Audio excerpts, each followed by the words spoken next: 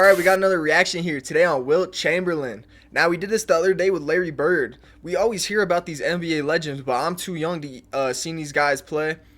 I mean, I don't think anyone that's seen Wilt play is still alive, to be honest. But, hey, we want to see how good Wilt actually was. We hear stories. Let's see it. Wilt Chamberlain is often considered the most dominant force that played the game of basketball, and one of the greatest players of all time. We already have the top 10 amazing facts on Chamberlain on this channel. And in this video, we'll try to further debunk the myth that is Wilt the Stilt. We'll try to answer the question of how dominant he really was, why he only won 2 championships, and why he didn't really like to dunk. So stay tuned. That was that tall and he wasn't dunking? Ain't no way. Most versatile athlete ever. Wilt Chamberlain Whoa. This man was running track in boxers? Yo, was this a common thing back then? What the hell? Versatile athlete ever. Wilt Chamberlain was the strongest NBA player ever, and numerous stories confirm this. Arnold Schwarzenegger once said that Wilt could lift him up like he was nothing. What? And multiple 240-pound NBA players said the same thing. Chamberlain was an undefeated shot putter in college. Really? And his record bench press was 550 pounds. Damn! At the age of 59, Wilt was still benching 465, more than some bodybuilders in their prime. Bro, I knew Wilt was like a hooper. I ain't know he was putting up weight like this. What the hell? Other than strength, Wilt was also extremely fast and agile. He could run a 40-yard dash in 4.6 seconds. No fucking and his personal best at 100 meters was 10.9, which is mesmerizing for a guy that is 7'1". Allegedly, at a Hollywood party, NFL Hall of Fame running back Jim Brown raced Wilt on a dare, and Wilt won. Brown, who was still in his prime. Bro, imagine you like robbing, say you were a robber or something, you rob Wilt. Bro, imagine getting hawked down by someone who's 7'1", just dogs you down, like gets his shit back, bro. I'd be scared as hell. Demanded a rematch, but Wilt beat him again. Wilt was also extremely athletic, with a vertical leap of over 40 inches, with some reports saying it was even 48 inches, which would qualify for the highest NBA vertical ever. And he was doing that in Chuck Taylors, which makes it even more impressive. With crazy strength, speed, and jumping ability, it's safe to say Wilt was the best athlete ever. LeBron's and Usain Bolt's of the world would give him a run for his money, but neither of them could match his strength. The best shot blocker ever. When there is any talk about Wilt, people usually start with 100 points in a game and 50 points per season. His offense made him famous, and it sold tickets in newspapers. But what is rarely discussed is Chamberlain's defense. While he probably was the best defender in the league, and yes, that also includes Bill Russell. Wilt and Russell were the premier shot blockers in the league that didn't count shot blocking. But if it did, Hakeem Olajuwon wouldn't be the NBA all-time leader in blocked shots.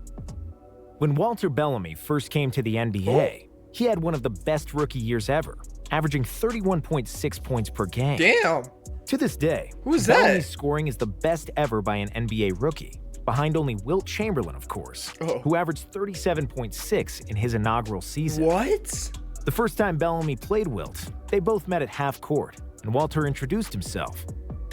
"Hello, Mr. Chamberlain. I'm Walter Bellamy." Wilt then replied with, "Hello, Walter. You won't get a shot off in the first half." Wilt blocked Bellamy 9 times in a row in the first half. Oh, hell no. How are you getting blocked 9 times? Bro, even if you airball a shot, bro, like, don't let him block you. Bro, 9 times in one half? When the second half began, Wilt walked over to Bellamy and said, "Okay, Walter, now you can play." He did a very similar thing to Magic Johnson in 1980. At UCLA campus, Magic would play pickup with various college and NBA players in the offseason. Wilt showed up and got in the game. After Magic called a non-existent foul, a 43-year-old Chamberlain got mad. There will be no more layups in this gym, and he blocked every one of Magic's shot after that and ran him out of the gym. Wilt is also the only guy to block Kareem's skyhook, the most unguardable move in history. Wilt played against himself, and then everyone else. Wilt's mother emphasized to him that he is different because of his size, that he's going to be stared at, and that he must use it in a good way, and always be well-mannered and kind. So, Wilt grew up an extremely good-natured guy, and on the Yo, I'm not gonna lie. He's saying, I'm sure, well, maybe he was a good guy, but wasn't this man taking down women like it was nothing? Bro, I heard somewhere, I don't know where from, I don't know if this is true, that he took down like 1,000 plus women back in his day. I don't know. Is Will got manners? Basketball court. He received a lot more punishment and knocks in the paint that he would give away. He knew that he could beat everybody up, but he refused to do so. Former NBA player and coach Jack McMahon said it best. The best thing that ever happened to the NBA is that God made Wilt a nice man. He could have killed us all with that left hand. This behavior was reflected in the way he played the game as well. Wilt was the biggest, strongest, and most athletic player in his era. He could have easily dominated the game with his physical prowess alone. But unlike Olivia Newton-John, Wilt didn't want to get physical, at least not all the time. Huh? Nobody loves Goliath, Wilt said to Sports Illustrated, explaining that he wanted to show the world he's a skillful player and not just a brute force. He also admitted that him playing a finesse game and trying to be a versatile scorer actually hurt his career. What hurt me was that I wanted to be a consummate basketball player, and I wanted to be able to shoot the ball instead of just taking it to the basket and dunk it as I should have. I had great satisfaction shooting fadeaway shots, hook shots, finger rolls, and a lot of times, that was a negative more than a positive. If I just went out and took it to the basket every time, I'd have averaged 70 or 80 points a game, Wilt said. Is this true? Things that were extraordinary were just ordinary for Wilt. And if we look at Wilt's stats, there is a huge discrepancy from the first half of his career, when he shot more than 30 times per game, and the second half, when he averaged only 13 field goal attempts per contest. Wilt was his own man, not really bothered too much by everyone else. And if he set his mind to do something, he would do it. So, after the 65-66 season, Wilt decided not to score as much. After he averaged 40 in his first 7 seasons, he wanted to prove that he can also pass, and became the league leader in assists, and is still the only center with this achievement. Can you imagine Michael Jordan saying one day, "Okay, fellas, I'm not scoring anymore. From now on, I'll only pass"? Everybody would think Mike had gone mad. After Wilt decided to pass the ball more, the press wrote a story that he couldn't score anymore. So naturally, in the next 3 games, the Big Dipper had 62, 55, and 48 points just to prove them wrong. I'd be pissed. Wilt was as potent as ever, and the athletic freak that he was, he could have averaged over 30 for every year of his career. He just got tired of it. Watching Wilt, you always kind of got the idea he was just playing with people, that he was on cruise control and still 10 times better than anybody else that was playing at that time, said Dan Issel, a former NBA player and coach. Two very different men, both larger than life, and forever linked in history of the game. Any conversation about Wilt almost always involves Bill Russell, and vice versa. They were the 2 best players of their time, and their careers will forever be intertwined. With his physical ability, statistical achievements, and pure dominance over everybody else, Wilt would likely be considered the best player ever. However, he's not even considered the best player of his time. And for a casual fan, he's just a guy with good numbers, while Russell was the winner. And the truth is, somewhere in the middle. In 94 regular season meetings, Russell won 57 to Chamberlain's 37. Damn. In 49 playoff games, Russell came away victorious 29 times to Chamberlain's 20. Between the years 1960 and 1969, Wilt's teams were faced against Russell's Celtics 8 times in the playoffs, with 4 of those going to the deciding Game 7. Russell won all 4, but the total point differential was just 9 points in all Game 7s combined. So, a couple of bounces the other way, and the rings narrative could have been different. Yeah. Also, Russell had the best coach in the game and better teammates. However, that was also by design.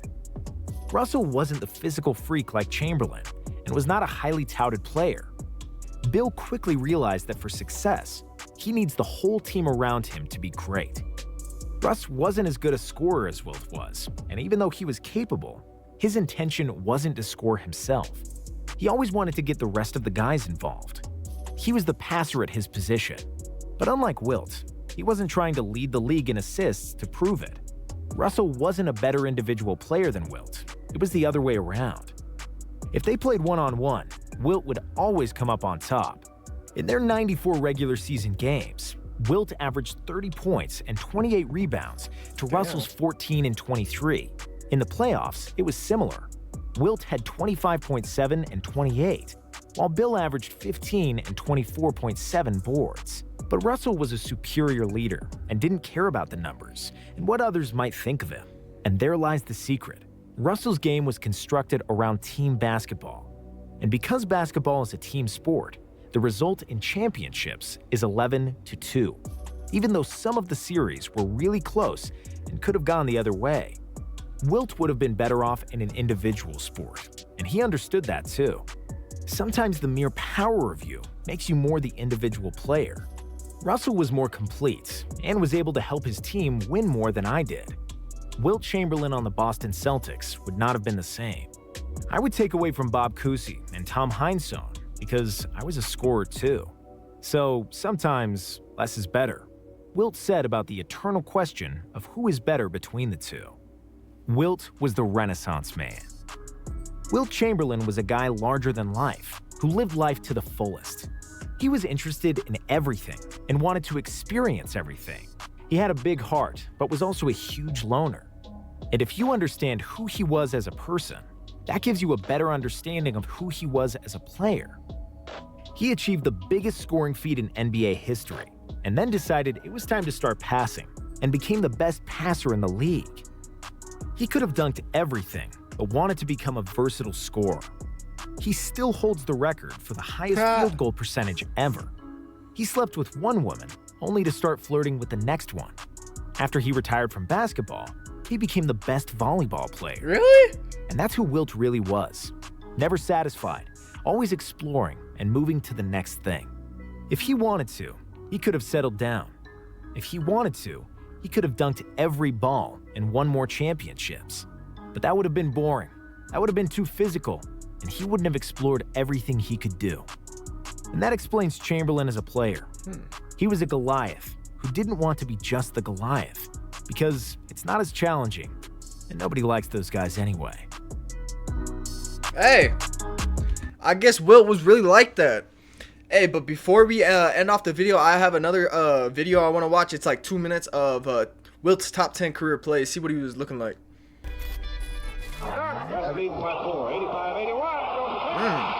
Who'd he dunk on? Who's that? Now it's going to be limited because there's not much footage of Wilt. He played so long ago before cameras. Yeah, give me that shit. Hey, good pass. The Lakers lead by 1. 93-92, Los Angeles, 24 seconds to go. The give to Van Leer.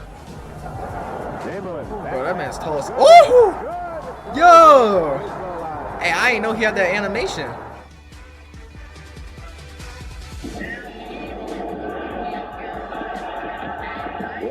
Damn. Did he put Russell? That was Bill Russell he just putting around? First, Chamberlain steals the ball. Damn. Then, with a combination of expert dribbling and coordinated speed, the stilt moves up court, nets his high school. Bro, he's not even fair. Getting snatch blocked.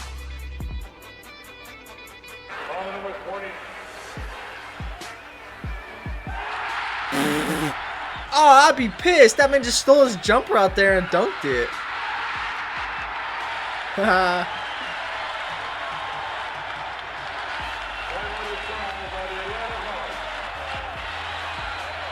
Oh god, I don't know if Buddy was airballing that, but that man jacked that shit out the air and dunked it.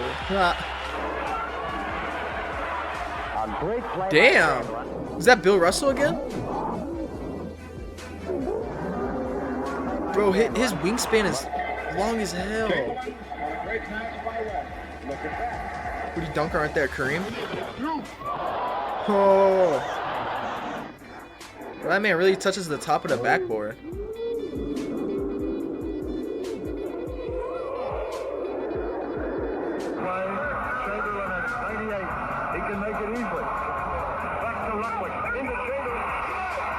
Oh, is that the score 100? So they do have footage of it?